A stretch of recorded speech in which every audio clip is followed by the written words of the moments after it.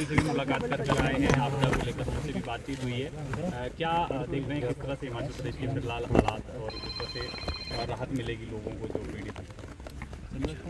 देखिए, राहत जो हम भेज रहे हैं, मैं ये ज़रूर ये कह सकता हूँ कि सभी की आवश्यकता की पूर्ति केवल इतने से नहीं हो पाएगी। फिर भी इसके पहले भी 3 गाड़ियाँ यहाँ से राजभवन से रेड क्रॉस के द्वारा भेजी गई थी। अब 3 पुनः भेजी गई है, जिसमें 1 कुल्लू भी जाएगी और 2 मंडी के लिए रहेगी। इसमें हम ब्लैंकेट भी भेज रहे हैं, तिरपाल भी भेज रहे हैं और इसके साथ साथ फैमिली टेंट भी भेज रहे हैं और सोप है, माचिस है, अगर ये मोमबत्ती है, इसके साथ साथ बिस्किट है, रस्क है, ये सब जो है हम यहाँ से भेजने का काम कर रहे हैं। तेल है, साबुन है, सैनिटरी पैड इत्यादि भी है। जो किचन सेट है उसमें गिलास इत्यादि भी हम डाल करके भेज रहे हैं। तो इस तरह से मुझे लगता है कि 300-400 परिवारों के लिए एक गाड़ियों में हम भर करके भेज रहे हैं।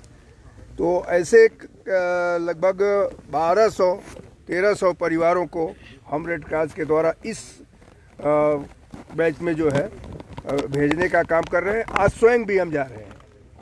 आज हम मंडी में करेंगे और कल जो है उधर थुनाग और जिंजली ये सब करते हुए तब परसों फिर राजभवन लौटेंगे। माननीय प्रधानमंत्री से हमारी मुलाकात हुई थी। माननीय प्रधानमंत्री जी से मैंने बताया था, वैसे वो स्वयं हर क्षण जो है अपना रिव्यू करते रहते हैं।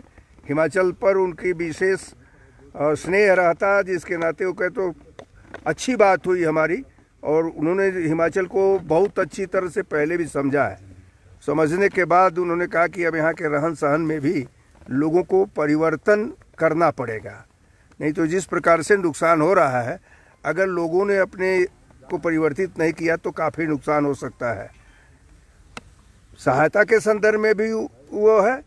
तो देखिए, केंद्रीय सहायता को तब मिलती है जब समीक्षा हो जाती है केंद्रीय टीम की।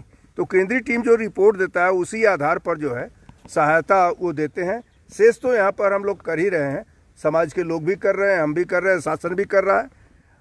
तो मुझे लगता है कि जितना संभव है वो हो रहा है। नशे को लेकर सर आपकी एक टिप्पणी थी हिमाचल को लेकर। मुख्यमंत्री ने कहा है कि संवैधानिक पद पर आप बैठे हैं, इस तरह से हिमाचल के संदर्भ में टिप्पणी उचित नहीं है। मैंने तो केवल एक बात कही थी कि यहाँ पर रिहैब सेंटर होना चाहिए। शेष अपने किसी भी वक्तव्य में मैंने ये कहा कि पुलिस प्रशासन भी काम कर रहा है, शासन भी काम कर रहा है। अब मुख्यमंत्री जी किन संदर्भों में कहे हैं उसको मैं नहीं बता सकता हूँ, उसका जवाब तो वही दे सकते हैं। सर, दूसरा जैसे नशे की अगर बात करें सर, लड़ाई तो आप लड़ रहे हैं। हमने देखा है सर, अधिकारी हो चाहे पुलिस वाले हो, वो भी नशे में सम्मिलित है।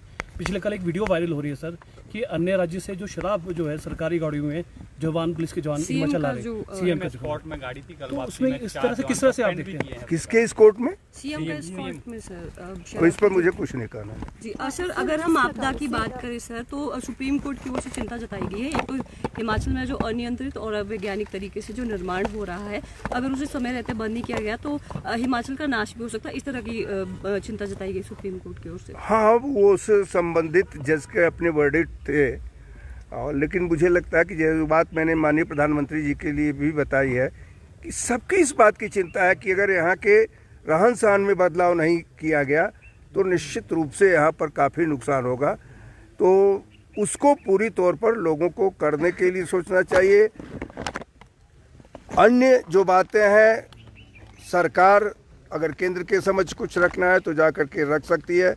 केंद्र हमेशा हिमाचल को सहायता दे रहा है, हमेशा दे रहा है, और जब जब ये मांगते हैं तब तब देता है। इनके मंत्री जी भी जा कर के जब वहाँ मांगते हैं तो भी संबंधित मंत्रियों के द्वारा भी हिमाचल को सहायता दी जाती है। मुझे लगता है कि तालमेल ही सब कुछ का हल है। जी। सर, इसके अलावा हिमाचल सरकार का फैसला हुआ है कि दोबारा हिमाचल प्रदेश में लॉटरी सिस्टम शुरू हुआ, इसको किस तरह से देखते हैं? ये विषय मेरा नहीं है, ये विषय शासन का है, जनता का है। प्रदेश की आर्थिक हालात पे नहीं है। प्रदेश सरकार ने कैबिनेट की मीटिंग में फैसला लिया है कि आपकी गाड़ी पुरानी हो गई और 92 लाख की गाड़ी आपके लिए खरीदी। बड़ा अच्छा प्रश्न आपने किया है, बड़ा अच्छा प्रश्न आपने किया है। उसका जवाब तो वैसे मुझे लगता है संसदीय कार्य मंत्री ने दिया होगा, जिसको आप लोगों ने छापा भी है अखबारों में।